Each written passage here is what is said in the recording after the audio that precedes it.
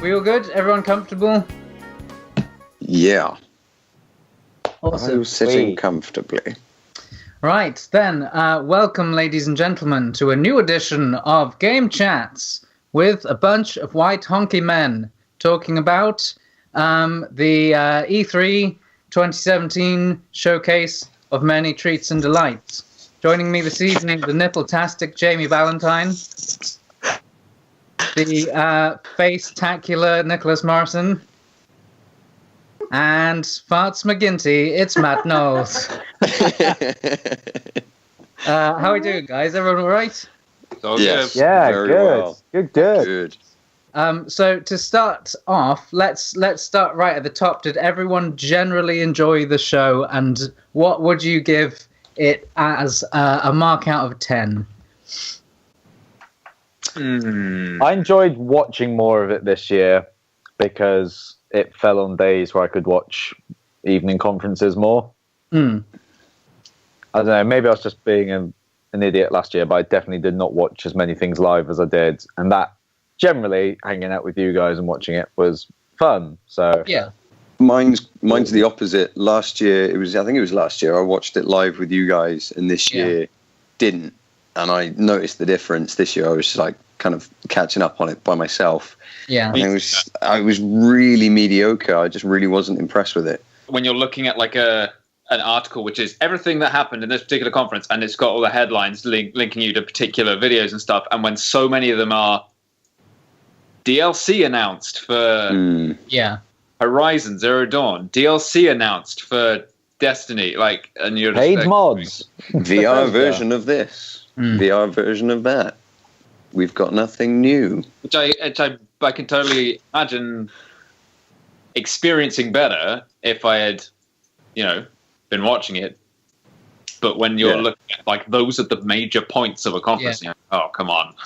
Yeah, I suppose that's the downside of having it spread out more. It's like it's less condensed and less of an event. Yeah. But I don't know. I felt like it was an okay year. There was definitely like it was a 5 out of 10. There was a handful of stuff to be happy about. There was a lot that we all kind of knew was coming, really, I think. Yeah, there seemed to be a lot that they'd already announced either throughout the year or even at last year's E3 that they kind of expanded on this year, which is all, that's great and everything, but E3 is supposed to be, for me, E3 is kind of, it's the big reveal. We've got this brand new thing that you have no idea about. Well, I think there's a balance to be struck there, and I think based on the internet at large's reaction, as far as it seems like they didn't quite get it right. Yeah. Well, it'll be very interesting to see then on people's top fives, because I know I'm at least half guilty of this, whether a game is on there from actual gameplay and proof of concept, or if it's purely from the most bittiest of informations, but you want it so badly, you will give it the benefit of the doubt, and therefore E3 hype, and we're funding the system. We can't break from it if we keep supporting it, Yeah, well, I think we all know where this is going, but let's just take off your pants to it. So we're going to do our top 5 games of the show overall. Keep your pants on. Nicholas, would you like to start us off with your 5? Sure. So I think my number 5 is pretty telling of what my general thoughts on what I saw for the whole thing. My 5th most anticipated game of this E3 is over a decade old. Shadow of the Colossus remake. Which I didn't play the remaster for the PS3, obviously, because I've never owned a PS3. Yeah. So I have not played it since I owned it on the PS2. So it has been a long time, and it looks super beautiful. And it's like it's been long enough for me to get hyped about going back into that world. But this is my point stands that I'm disappointed that like. It's a bit of a shame when a game you've already played is something that you're about. But absolutely. That's on my list as well. It's my number 4. I think I think some people are getting a little bit carried away with the potential of what this could be, because there were colossi that weren't put in the final version of the game. Yeah, and there's this idea going around that maybe they'll put all these in as well. I'm not expecting that, but based on what they showed, if it just looks like a really nice version of the game that runs well, which is I think probably one of the most important things, and maybe the controls are slightly refined. That is something they're going to do. I saw some articles that are already saying that there's an option. They're going to redo the controls, but then there's also going to be an option for people that want to play it in the old way. That's still you're still able to. Well, that's nice. That's nice to have that option. But yeah, that's going to be a special thing anyway. It was an honourable mention for me. Yeah, it's an honourable mention for me. Never. I think I maybe did the first two Colossi Thrones.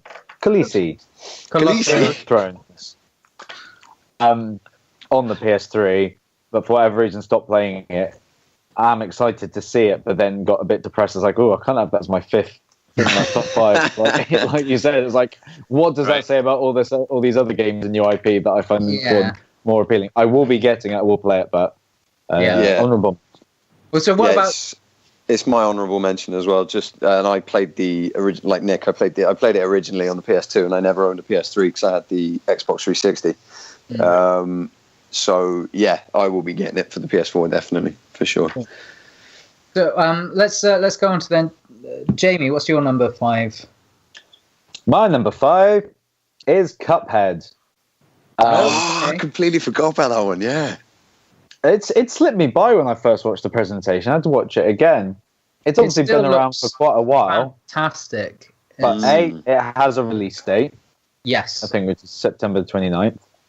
B, I think just aesthetically it looks very interesting. And C, it just looks fun.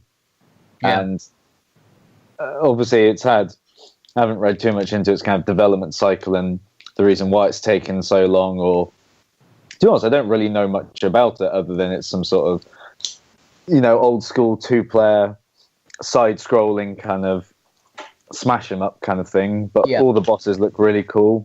Kind of the jauntiness of it. Something quite light-hearted and fun to play. I'm down for that. It's my fifth favourite. Awesome. Mostly because it has a release date, so I know I can play it. That definitely helps. And it's nice that it's so soon as well, because I think Microsoft have been wheeling it out for the last couple of years, really, and it's nice to see that the end is so soon. Looks really good. Just the animation is really something special, I think. Yeah. What about you, Matt? Absolutely. My number 5 is Sea of Thieves. Oh yes. Good call. It would be higher up just because it looks awesome. It does look like a fantastic looking game. But the reason it's number 5 is because of its kind of reliance on multiplayer, and it's that kind of, or the lobby side of multiplayer. Yeah. That whole kind of Destiny, Division, games that I've had and played and enjoyed, but haven't had that kind of core group to play it with. So I've always been linked with random people each time. And we're all going to get Sea of Thieves, right? On Xbox. Is that going to happen? I know that McGraw is seriously considering getting an Xbox One specifically for Sea of Thieves because he's so. Oh God! How have I not known this? Why is it on your Xbox? It literally only came up the other day when we were watching the thing, but I thought it was on PlayStation. It's an exclusive. It's an exclusive. It's one of those weird things where you can talk a lot about how it's disappointing that Microsoft don't have more exclusives people care about. It's the one we really want to be multi-platform. I'm potentially going to get rid of my games with gold for when the Nintendo Switch service comes out, and obviously play with all you guys. But now I have to keep my games with gold just to play Sea of Thieves. Jesus. But I mean, so that's my number 5. The actual game itself looks like it's got a really nice sense of an actual sense of play in the traditional way when you're a child and you're pretending to be something stupid. that kind of thing. Pirates for them this year. The idea of playing into that and messing around as a pirate with your friends is good concept. Absolutely. I'll be the cabin boy. Excellent. I'll take charge of the poop deck. So my number 5, which I wasn't expecting, was God of War. It sold me on it this year. Last year I was really, I've never really cared about God of War other than just going, it looks quite pretty but seems really stupid. Last year I was like, okay, it's different and they're trying something, but I'm not sold.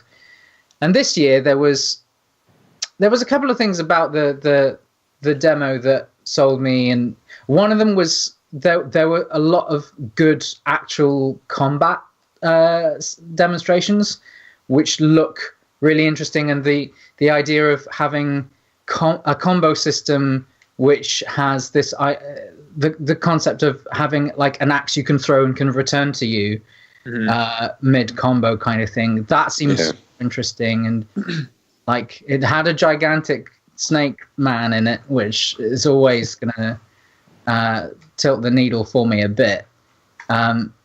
So yeah, I just, it's looking very polished, and I can go for some Norse mythology. Yeah, I agree. Yeah. I'll definitely be looking at getting it because I like the mechanics of it look really interesting. Yeah, like you say with the combat, like they've refined it.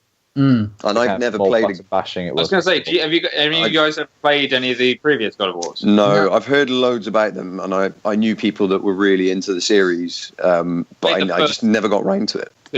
I played the first 2, and they were they were very good. They were very like quick and satisfying for such a essentially early in the PS2 life, I guess. Is it pretty early? I can't even remember. But yeah, it must have been pretty early on, hasn't it? They did a full trilogy, didn't they? Yeah, very good. So number 4's. Matt, do you want to kick off with your 4? Yeah, my number 4 is A Way Out. Oh, what was this one? Co-op. The co-op prison escape. Yeah. Oh, yeah. That kind was cool. Dedicated kind of couch co-op. Was that was by the team that did the Brothers game? That was like Two Brothers. Yeah. Two Brothers. Yeah. Again, never played Two Brothers. Always kind of looked at it, but never got around to getting it. But I love that kind of couch co-op style gameplay. It's nice to see someone feel like they want to dedicate an entire game to it. Yeah, exactly. You can't play it solo. It has to be played co-op, which I really like. It's a risk, it's and very it's bold, kind of brave, but like I think it'll have a big enough kind of core following that it'll do well.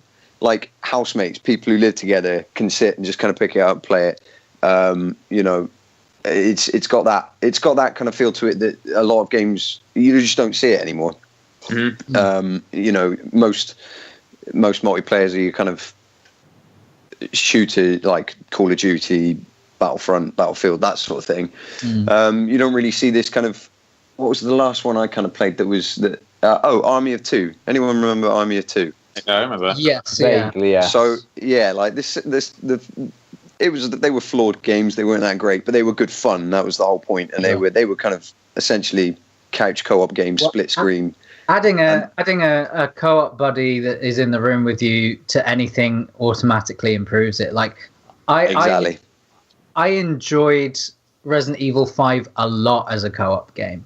Yeah, it's kind of almost the only way to play it. Yeah, really. Yeah, so yeah, I'm looking forward to getting that and kind of I'm rinsing through that. Oh, cool. That's a good call. I wouldn't have thought of that one, but that's interesting choice. Well, I mentioned my number 4 already was Shadow of the Colossus. What about you, Jamie? I'm going to go with Detroit Become Human. Okay. Yeah. I mean, I know that was a very elongated trailer, Essentially, it's like 6 minutes long, wasn't it? Yeah. But I kind of bought into the story, mostly because I'm a sucker for Blade Runner, and anything that kind of blurs those lines between, humans and artificial intelligence. I'm getting very hyped for the Blade Runner remake, which I know I shouldn't, but looks amazing, but it's probably going to suck. Looks nice. I'm a sucker for hype. I can try and hide it, but I get hyped. Me too. I get way too hyped, and then I get my heart broken. I do like those kind of narrative. We'll call them kind of narrative games rather than kind of narrative cinematics. There's an element of you feeling involved enough that they need to show more of that off. Yeah, they absolutely didn't last time this was announced. They absolutely didn't this time, apart from a very, hey, at the end of the scene, here's all these millions of possibilities you could have done. It's like, well, great, show us the difference between what would have happened. They showed us that last time as well, with the whole kind of branching out thing. Yeah. Personally, I'm really not sold on that game yet, because a lot of the writing seems super heavy-handed and David Cagey. But I think actually the last demo that they showed of it, the one that was like, it was like an android detective guy, right? And he's trying to actually, he was put into a scene trying to solve a thing. That does seem like a good way for those games to go, to make it like very choice based, providing that that's not a David Cage illusion, and that is actually like really pushing to realize that. That seems like a smart move, and the detective angle, and possibly you are switching between characters or something. I don't know, but play the Heavy Rain card and switch between, four. Interconnected, but all those paths you can play differently. Like one felt a bit more like a guy going through like the Saw puzzles. The other one was that weird future space FBI detection vision. Yeah, one was just a space random reporter. There's an element of fantastical. So they may as well embrace that in the setting because they can. Yeah, but be inventive. Yeah, it's got a lot to prove, but I'm still fishing for it. Yeah, I'm really interested in it until I see more. I'm laying low with it. Yeah, no, it gets points for having an interesting setting, apart from anything else. Yeah, and I like the setting, so more of those kind of settings, please, in games. Cool. Nick, what's your number 4? So my number 4 is weird because I know nothing about it other than the tiny trailer they had. It's The Last Night. Okay. Little minute of tiny little trailer they showed and it's a Microsoft exclusive, is it? Why do I feel like I missed this? I missed this. I think it was in the Microsoft conference, and I think it was in a like a segment where they just showed like 5 back-to-back. Yeah, it was in their kind of indie montage. Yeah. Section. Oh, yes. No, I did see it, yeah. I don't know what it is. I don't know what the gameplay is, but the trailer was a beautiful thing. Yeah. That just really sparked that discussion I just had in my head of like, I really miss the days when people went out of their way to make something that wasn't, the SpiderMan poster. Yeah, sure. Like that. When we really took the time to kind of craft something, and I really respect whatever that game is. It's very equally Blade Runner.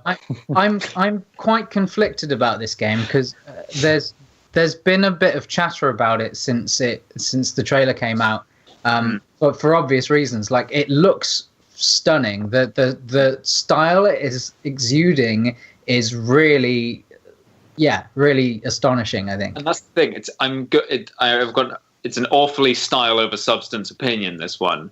But again, it shows that wasn't great. The style they're going for invites intrigue. Yeah.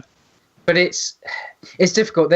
So there's been a bit of stuff going on around this game. It's hard to know how excited to be about it and how cautious to be, because So the guy who's the lead developer on it seems to like he was at one point involved with Gamergate, and he claims that he's changed his ways. But when he first started working on this, like a few years ago, he there's a tweet he put out that said something to the effect of, "This is a game set in a future society where modern feminism won instead of egalitarianism," and then like some Gamergate hashtags along with that. Oh, great! Well, so the thing is, this guy claims to have changed his opinions within the last couple of years. I don't know whether or not to give him the benefit of the doubt. I'm sure we'll find out what this game is about at some point, and it's definitely worth keeping an eye on based on a few factors there. I mean, well, thank you for at least telling me something about it. Yeah. Like I said, it was entirely style over substance-based decision, and again, informed by the fact that there's very little else in this whole of E3 that really sparked my interest. The thing is, if this guy, you know, quite apart from whatever this guy's personal private opinions are, if he's got a team that are doing a good job and it is dealing with some interesting ideas, it could be interesting anyway. And he keeps his mouth shut. Depending on how much personal politics have been infused into the whole thing. It's weird, but it looks very interesting. We'll see. It's a good choice based on the trailer. Moving on. Only time will tell. Hey, I'm glad it got brought up in discussion. It's an interesting thing. Yeah, no, that is very interesting. I will keep my eye closer on it. Cool. Well, so next, do you want to go straight into your third? Oh, yeah. Sure. Spotlight. Me again? Yeah, go for it. Cool. And again, this is another. I feel a little sad to be putting this in here. Far Cry 5. Far Cry is another Ubisoft thing, which has definitely grown stagnant. Churning out the same stuff every time. Did you play Primal? I didn't. It looked boring. It's horrible. Boring. I played 3 a lot. I loved 3. Loved 3. Loved 3. It was okay, but I didn't I never finished it because I was like, I think I must have got halfway through and I was like, okay, that's it's the same as 3, but done. Worse. And I just think the new setting is really interesting. I'm really pleased. That seems like a fun choice. Fun and kind of brave. I really hope that they don't sort of chicken out of that halfway through, because if they commit to that, that's very interesting. Yeah. Sorry, Gabe is making noise. That's cool. He agrees. Are they going to exactly? And it looked good. One of the things I really liked about Far Cry is that it actually there's something that they don't always necessarily pick up on when I read about it. It's just that you actually have quite a bit of decent freedom to approach whatever scenario. That they don't focus on how much freedom you actually get. It's quite satisfying to just have a lot of tools and just fuck around with it until you figure something out. Yeah. But it's a fun sandbox to mess around in. It's a really solid sandbox. Let's say that. Yeah, it's absolutely. Just first-person sandbox. So it's not broken. It's gonna give you a fair amount. But like I say, I'm still kind of depressed that that's my number 3. One thing I'm with you on that. I like the direction they've gone with it, but one thing that concerns me with it is you've got the kind of core things with Far Cry, and that is towers and supernatural powers. And I'm questioning how they can put supernatural powers into this one if they're going to at all, without it kind of taking away from. Yeah, I hadn't thought about that. That's really interesting. It started to go down that route, which is why I think they could try and push Primal more without the guns because of that. Yeah, this is it. There's just some things in Far Cry now that although they are what make Far Cry, I think they could be brave and move away from them because it's almost what makes it stale. Yeah. Yeah, no, it is. It absolutely, I agree.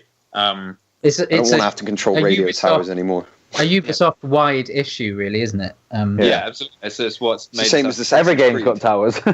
every Ubisoft game has towers. It's the same as Assassin's Creed. It's what happened there as well. So yeah, it'd be interesting to see what they do with if even they decide to do the kind of supernatural power thing. I'm really excited now about the idea of somebody claiming to be a reborn Jesus who does actually have superpowers. That could be really interesting, but at the same time, they could get it really wrong. Cool. Anyway, nice choice. Matt, what's your number 3? My number 3 is Hidden Agenda from Supermassive, the devs who made Until Dawn. Yes. Mainly because I've only just recently played Until Dawn, and I loved it. It's up there as one of my favourite games. And I love the idea of this. I love the fact that they made Until Dawn as a single-player game, and then they actually watched people playing it and streaming it on Twitch or whatever on YouTube, and they noticed that people were playing it as a group, Game Chaps did, and were voting on what decisions to make and stuff. So they went, do you know what? This is a really good idea. We can incorporate this into our next game. So they've taken what the community were doing and they've ran with it. And this game now, I don't know if you guys know about it, but this game now you can play with 5 other people on your mobile on an app, and you all choose, and whichever vote gets the maximum vote, it kind of goes with. But they also have these things, the Hidden Agenda cards, which get given to the players.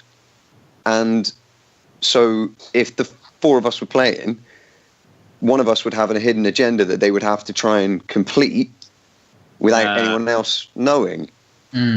So it brings this kind of competitive element between you, as well as trying to kind of cooperate within the game and get the best results. And it sticks along the same route of Until Dawn of everyone can survive, but everyone can also die. Yeah. So I'm really interested to see where it's going to go. And I think you play as 2 different characters in this one, as opposed to 4 or 5. I like it when video games seem like they're influenced by sort of more like board game concepts. Yeah. And that seems like a very smart move for those guys. I loved Until Dawn, so I'm really excited to see what they do with this. It looks good. Yeah, definitely. Good choice. Yeah. Cool. I'll go next. My number 3 is. How will you now? The one My number 3 is the one I'm slightly ashamed of, because there's literally nothing that they showed about it. Metroid Prime 4. I knew that would be on your list. I was wondering how you were going to put it. We talked about how, like, if that we wanted it, you knew you wanted it to come, and they said, sure, we've got it. Yeah, I was tempted to put this and Shadow of the Colossus and The Evil Within, which is one of my honourable mentions. I wanted to say, maybe we'll talk about that later.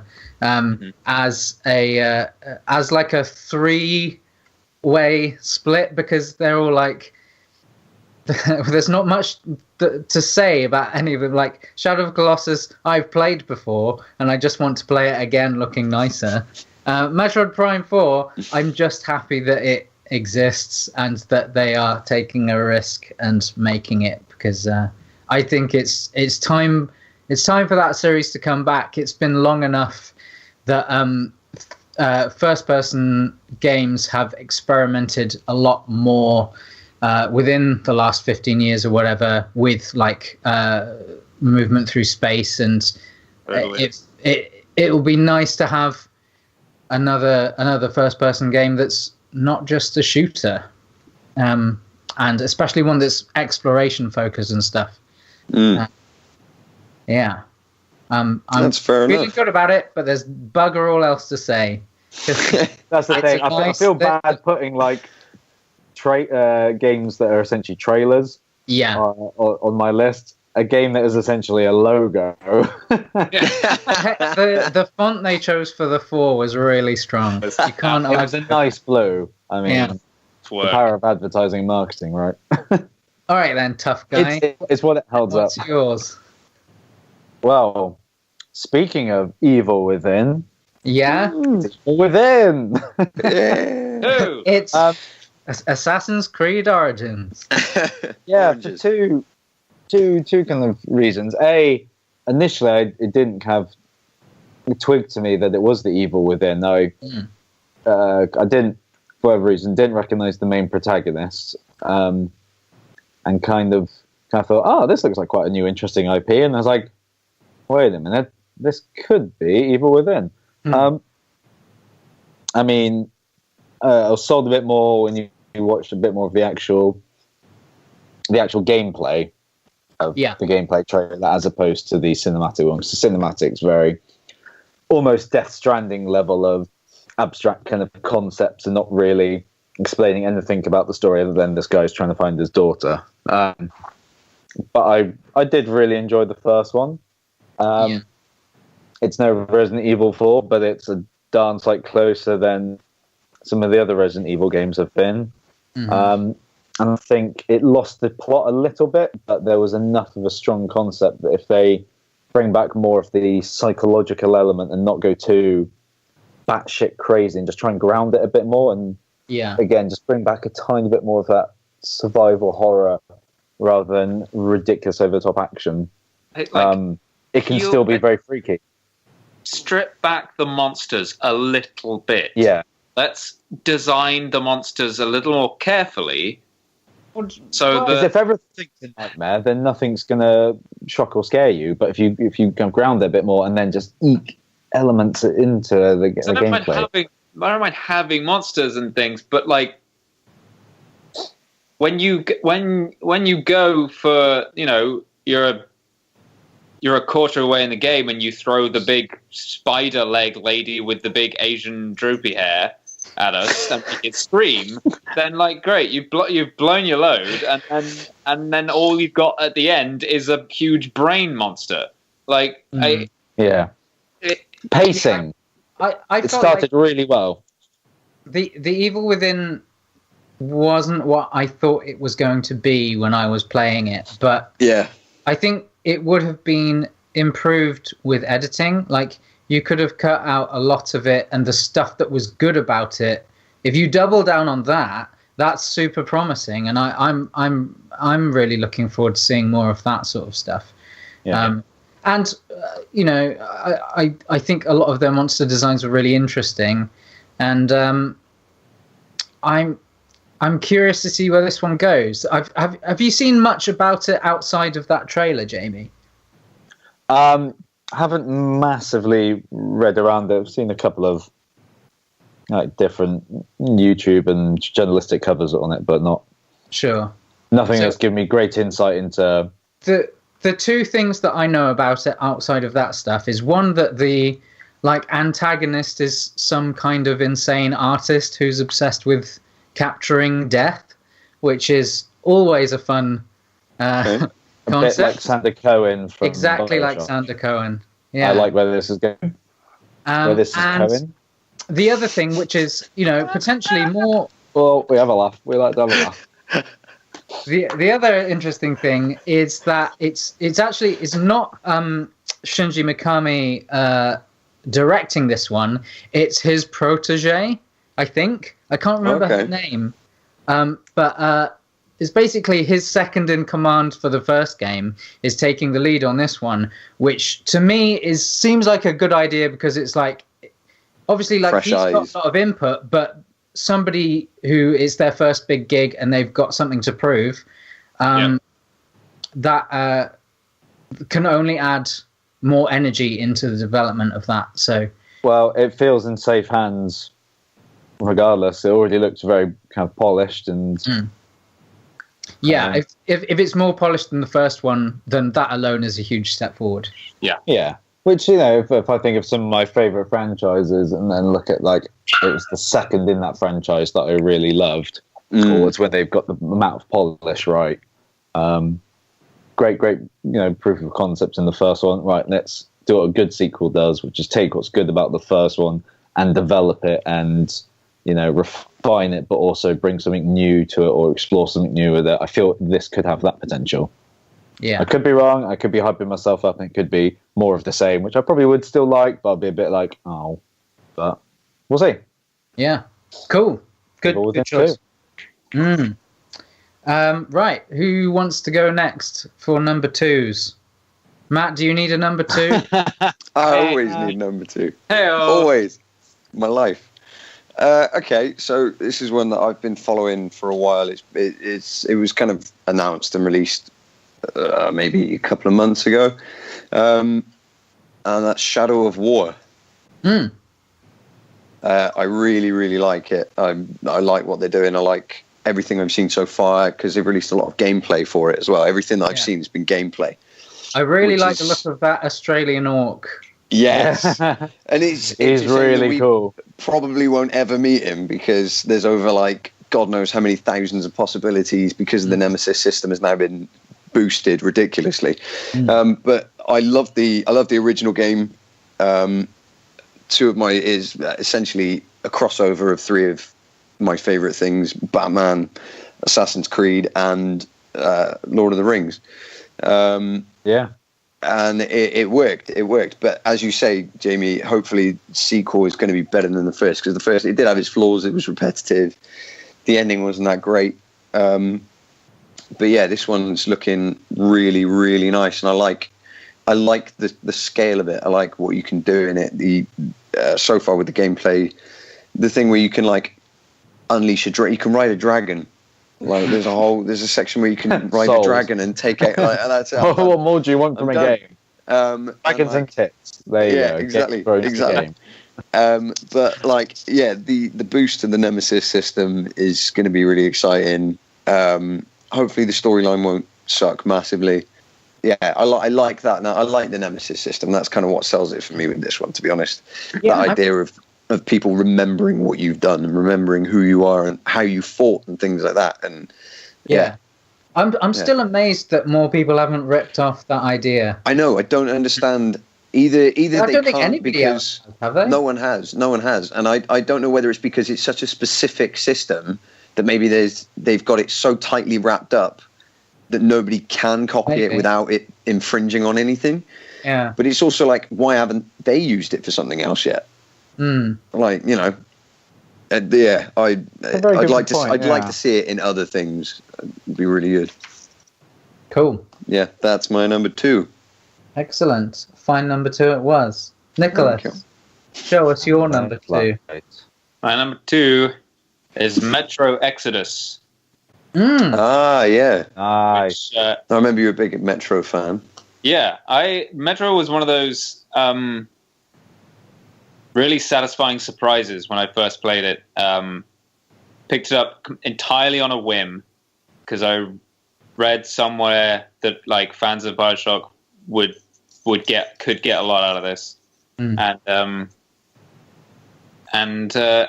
it was the atmosphere was fan-fucking-tastic. It was brilliant. It was very well realized world they were going for.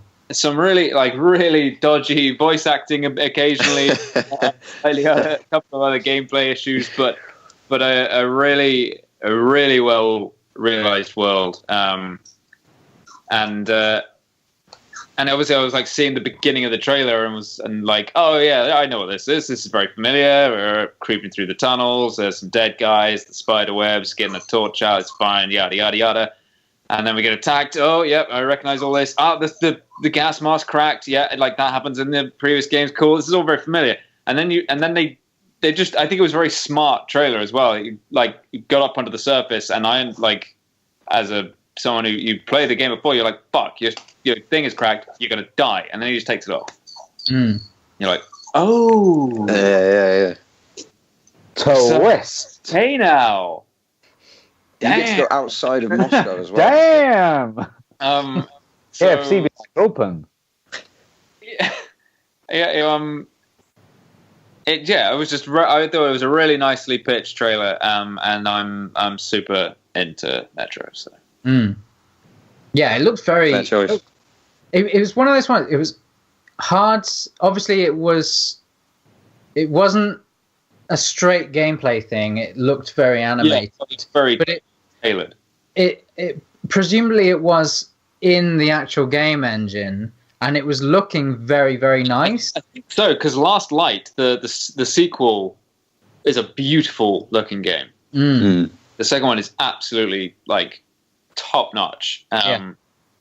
So I wouldn't be surprised if it didn't look at least close to what that was. I hope this is one that resonates with the general audience they're going for, because they've been doing good work with that series for a while, and it looks very nice, and it was a good trailer. So yeah, hopefully it'll catch on. Cool, Jamie, what do you got? I have a tied second. Ooh. So I technically have a top 6. Outrage. Rules. Oh, sorry. I'm going to ditch one on principle. Okay. Getting kicked out of my top 5 is going to be Beyond Good and Evil. Because although it looks very, very, very impressive, and they wouldn't have waited this long if they didn't think they were going to do a good job with it. It's a pre-rendered kind of trailer. It doesn't tell you anything about the gameplay or anything. It's refreshing, though. It's refreshing. And it was a very refreshing trailer. The character and everything, the voice acting. I really enjoyed that. The look of that city that they were in is very interesting and cool. Very very Fifth Element. Yeah, very Fifth Element, but with this kind of setting, hyper culturalized look to the buildings and stuff. Like there's the giant gold elephant with laser things going around it. Shit. Yeah. And a lot of effing and jeffing. Yeah. Yeah. Maybe a little bit too much, but it kind of felt the character. So honourable mention. But in which case, then my second choice is absolutely the Mario Rabbids crossover. Oh my god! It looks brilliant. I think before E3 had maybe seen like a teaser poster for that or something, and I just looked at it and I wrote it off. I was just like, oh god, what kind of cash in is this? I'm sorry, but Rabbids Peach is brilliant. I did. I've never really been into the Rabbids. Like you mentioned when we watched it, Rob. There's a Minions element to them, except they're far more self-knowing. Yeah. And then they're running around. I was like, oh, what's this game? And then the gameplay started, and I think the thought that just crossed everybody's mind, and it was the one that definitely crossed my mind when I first saw it. It was like, this looks like XCOM. Yeah. XCOM's really fun. It's an XCOM gameplay system. XCOM I'm completely taken back. XCOM that's like a lot more about like movement and stuff, and it seems like there's a lot of really interesting things going on there. Yeah, it's slightly more fluid and quicker paced. Yeah. Like you're not going to spend hours customizing your team to have a slightly upgraded sniper rifle to do acid damage to a particular type of alien monster, that kind of thing. Yeah, it's more about strategy. It'd be way more accessible. Stats. Yeah, and you'll probably do a lot more of it just kind of on the fly and be like, oh, there's this new enemy, right? I'm going to learn about him by fighting him.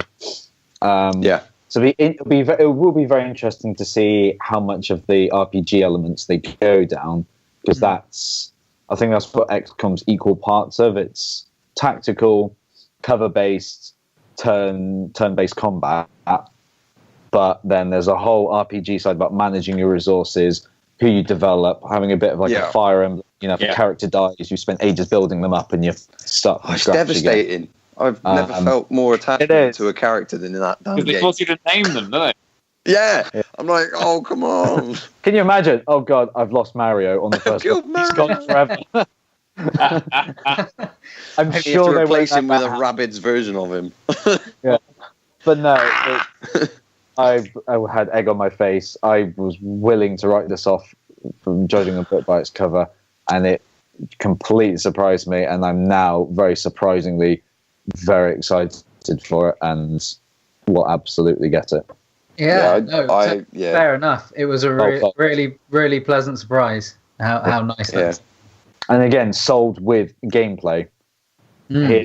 Giant trailer where we show you not all the nuances, because obviously we don't want to spoil all the different worlds, weapons, characters, whatever, but probably far more than they needed to, but probably because they were really selling the concept to naysayers like me, and they did. So I've kind of got a soft spot for Rabbids, because I remember playing the first games when they came out, and I was like, it was just stupid fun.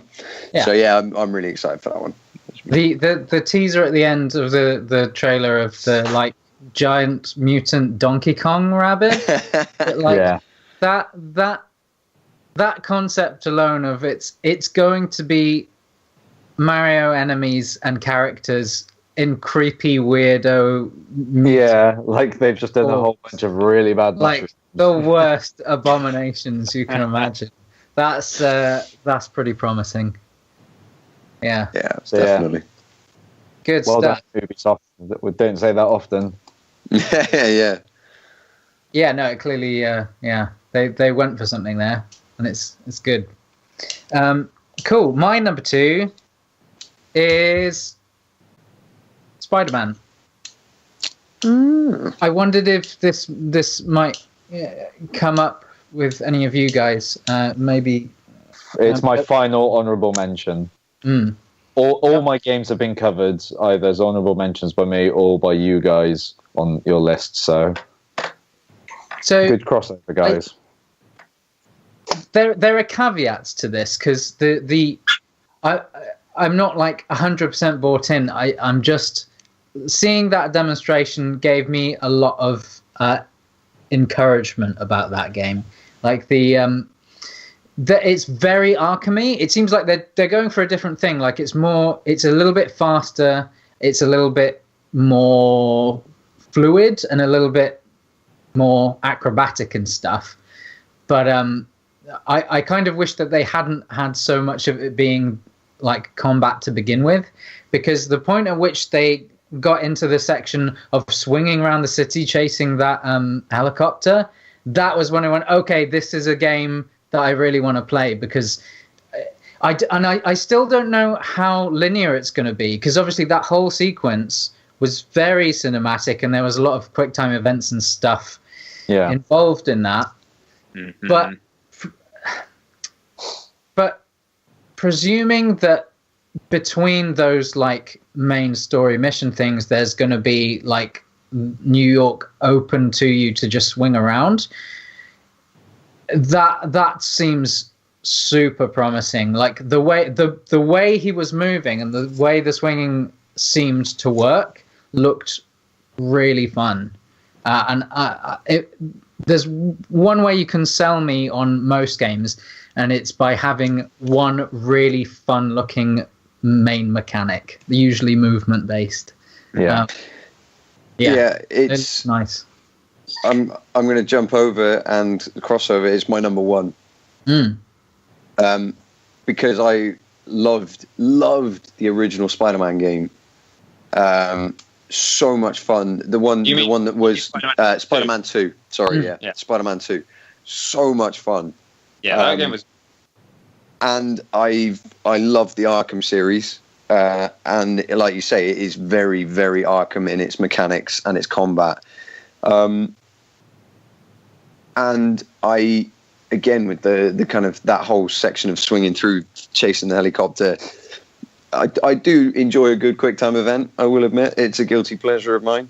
You're a sick man and you need help. I know. I'm not a massive fan of games that are just filled with them, but that's what you want here and there. You're there naked and like, yeah, come on, press the button, save the life. Come on. Come on. But yeah, I'm partial to a QTE, and I really, really like the like you say, the fluidity of the combat, the kind of moves. There's one bit where he picks a guy up, kicks him off the building and then shoots his web at him, brings him back, and then slams him into the ground. And I was just like, That looks cool. That looks really cool. During that sort of second fight sequence, there seemed like a lot of environmental interactivity going on. Yeah. Like the giant iron beam that he sort of swung around. Yeah, and the crane that he kind of grabs the hook of and he takes out two guards and stuff like that. So, yeah, I'm really looking forward to that. I'm excited to see more of it. And I think that's watching... The reason it's my number one is because watching all of the trailers and stuff, that was the one that got me kind of most hyped. Again, I'm a bit of a sucker. I'm a sucker for hype. It made me care about Spider-Man in a way that I haven't in a long time. Yeah. Exactly. I was like, I really hope the film is, you know, yeah. Absolutely. So yeah, it was the only one that really got me kind of hyped and was just like, yeah, I'm really looking forward to this. Like, definitely going to get it. Yeah. So yeah, that's my number one. Awesome. Yeah. So okay, cool. So that's your number one out of the way then. Yeah. Jamie, do you want to stick your number one out there? Have we had Nick's number Wave two? it around for everyone. Yeah, my number two is number two. Yeah, it's Metro. Mine was the last number two. Oh, very good. Well, I think, Robin, you can guess what my number one is. Yes. You absolutely loved... no, I was going to make a shit joke. I couldn't think of anything. I put myself too much pressure. Mario Skull and Bones Odyssey. by Ubisoft. Yeah, it's everything I want right now, and I want it now. I love Galaxy to death, and although slightly confused by the initial concept of the game when the trailer was first revealed. Yeah. I think they basically showed off a lot of locations initially and didn't really tie them together. Yeah. And they kind of still haven't, in the sense of, you know, you're obviously not going to know how the game hub works or how he travels around in terms of kind of Galaxy style. But in terms of how the core mechanic of you have this hat which allows you to interact with, you know, seemingly anything from NPCs to enemies, and that your enemies therefore creates a plethora of Mario possibilities. Yeah. As opposed to your standard fireballs or raccoon suits. It just looks really fun. It looks really stupid, but it looks joyous and wonderful. And it's going to have a great soundtrack, and it's going to be everything the next Mario game needs to be, post all the kind of 3D land world, 2D side-scrolling ones. Yeah. I think that they are going a bit more back to try and develop, you know, right, if this is where Galaxy left off, where do we take that genre of Mario game to the next level? And it's like, right, we're going to have loads of galaxies. Yeah. And, yeah, they're not all being like crazy space. Some are a bit more grounded in reality, obviously, like the new Donk. Variety of levels seems ridiculous in this. Like, they seem to have really interesting concepts to them. Yeah. It's my number one as well, by the way. I thought so. I thought so. Like, it would have been anyway, most likely, but especially for one very specific reason, which is that, to me, I'm getting a vibe of this being like a strong mix between Mario 64 and Space Station Silicon Valley, which I really, really liked. That was a great game. Did you guys play it?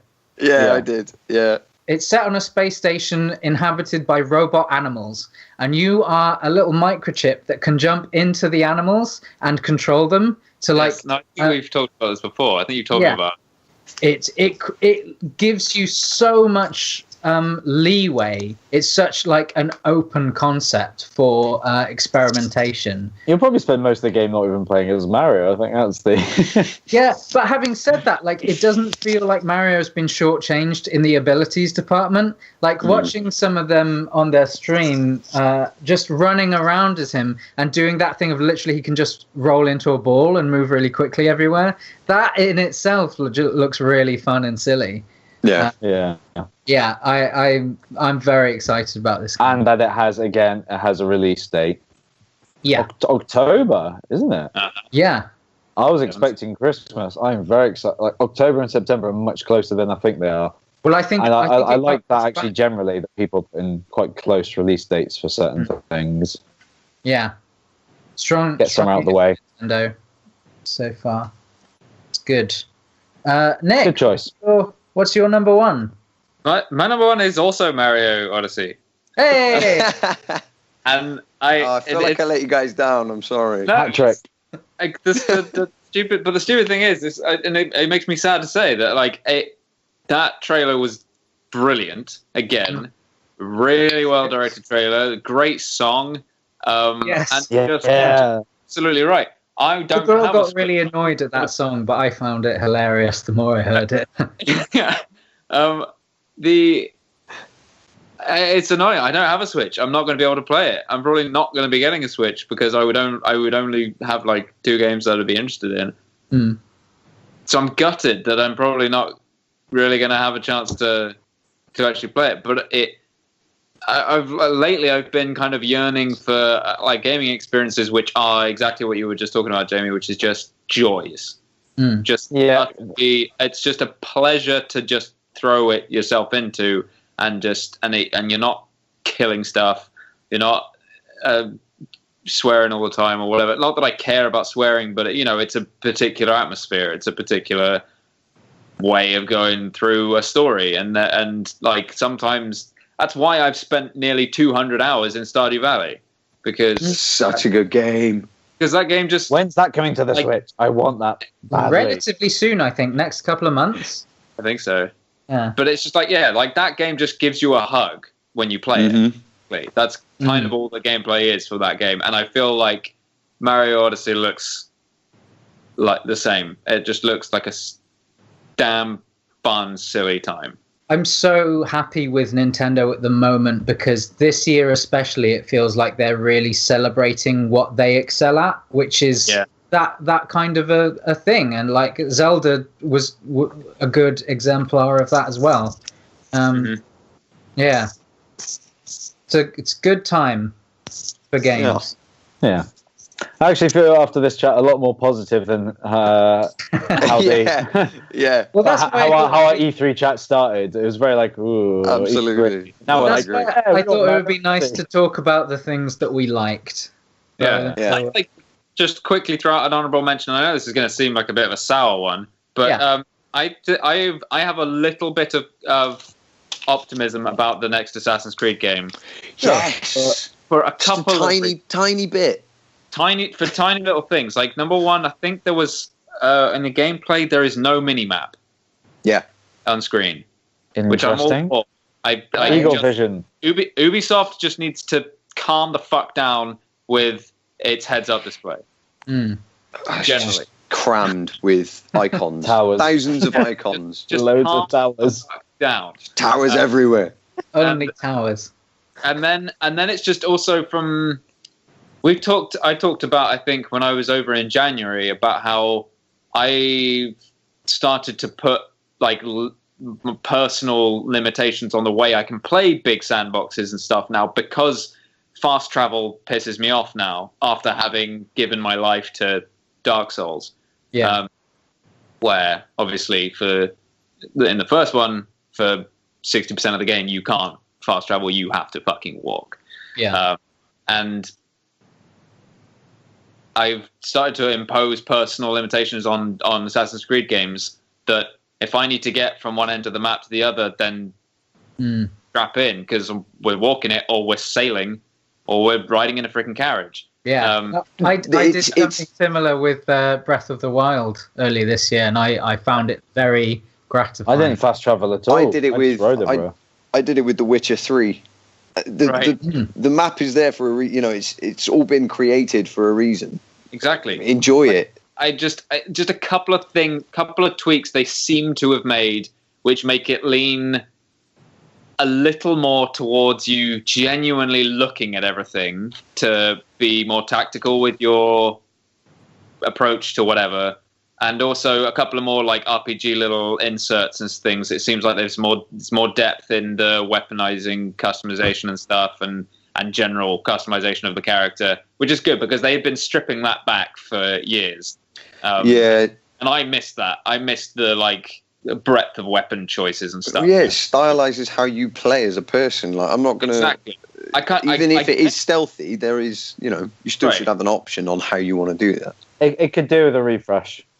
Absolutely. Yeah, and this is. I'm just I would really like it to feel refreshing. I'm not holding my breath too much. It looks gorgeous. Yeah, it does. It looks really nice.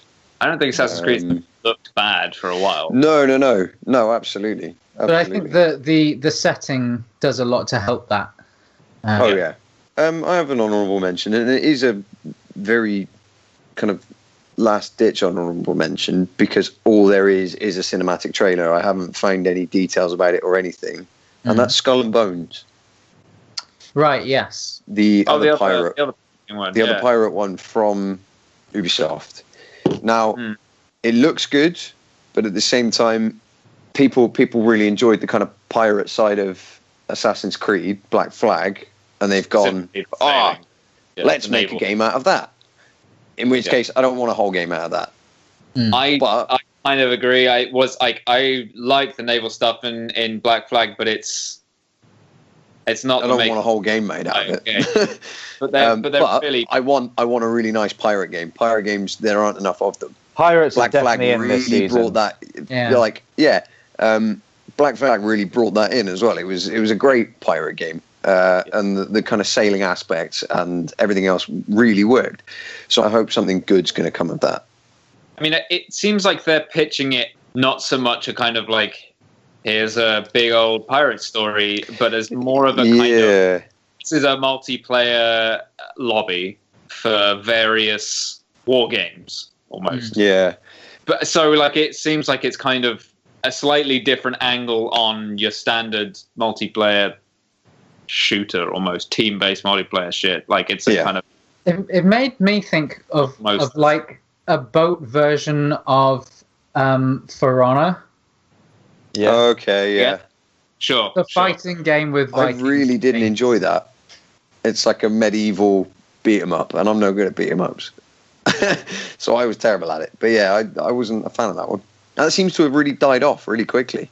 It has. Yeah. Well, with all these things, we'll just have to unfortunately wait until they're released, and then we'll be like, okay, this lived up to it. I was like, no, this is something completely different. You lied to me. Yeah. So before we wrap up, how many of those games we talked about are coming out this year? At least 3 of them, I think. Mario, Cuphead. 3 Rabbids. Is that coming out this year? Oh, Rabbids might be. Yeah, I think you're right. Sure it is. Well, that's 3 of my 5 coming out. When was SpiderMan coming out? Next year. Next year. Sea of Thieves is coming out, isn't it? What is, sorry? Sea of Thieves, I think, is out this year. Oh, could be. I think that's October. Okay. Yeah. No, I don't think any of mine are coming out this year apart from Mario. I just want to quickly just kind of throw to, without getting into a massive discussion about them. Yeah. South Park Fractured But Whole. Yeah. is an honourable mention for me because I'm a massive child. I love Stick of Truth, and it's right up my street, and I think it looks great. And Anthem, BioWare's new IP. Anthem looks very nice too. Yeah. Very It's pretty. looking really nice. I'm really hoping it's not going to be driven by the multiplayer aspect. Again, like that kind of Division sort of thing.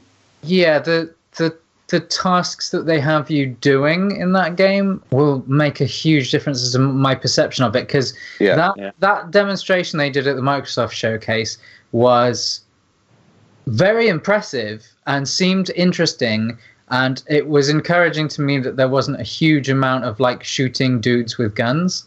But it does make me wonder, what is that really about? Is it mostly just exploring? Because if that's the case, I think I'm on board. See. Beam me up, Scotty. Cool. Anyone got any last comments? If you enjoyed this video, you should like and subscribe. That's not what I meant.